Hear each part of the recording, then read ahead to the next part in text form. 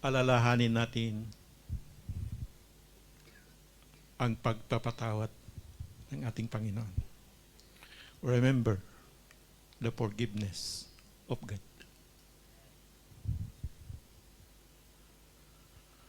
Naalaala ko po ito, mga kapatid. Napakahirap pong tumayo. Napakahirap pong magsalita.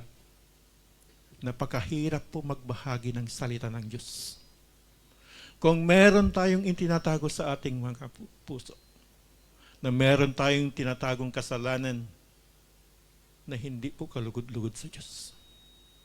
Halos hindi mo masabi lahat ang gusto mong sabihin. Halos yung Holy Spirit halos hindi mo mararamdaman. Dahil merong nakatago sa ating puso na hindi po kalugod-lugod. Dito po natin makikita ang pagpapatawad ng ating Panginoon.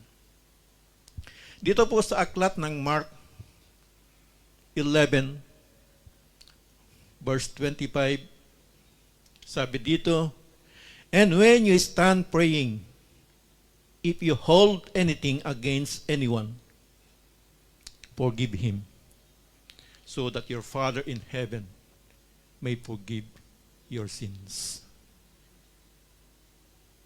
So bago po tayo tumayo, kung meron man tayong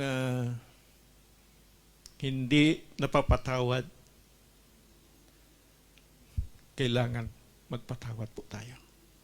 Dahil pinatawad po tayo ng ating Panginoon. Yung nangyari sa akin noon ay pabalik-balik sa aking puso't isipan.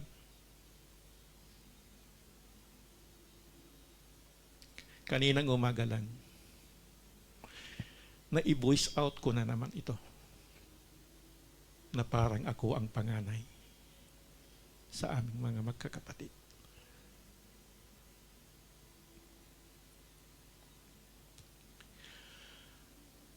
Ang isang pamilya ay merong alitan na hindi natin inaasahan. Lahat ng pamilya meron mangyayari ng ganito. Wala pong exempted.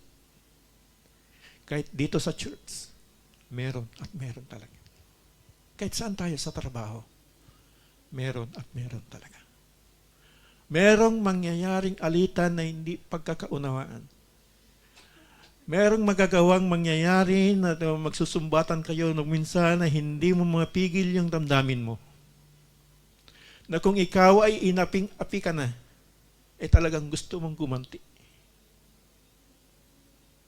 Ngunit yun pala ay napakabigat para sa atin kung tayo po ay lingkod ng ating Panginoon na ginagamit niya bilang pagbabahagi ng kanyang mga salita.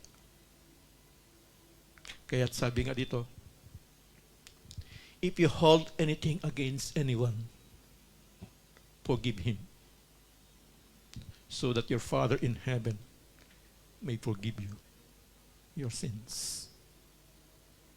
Glory to God.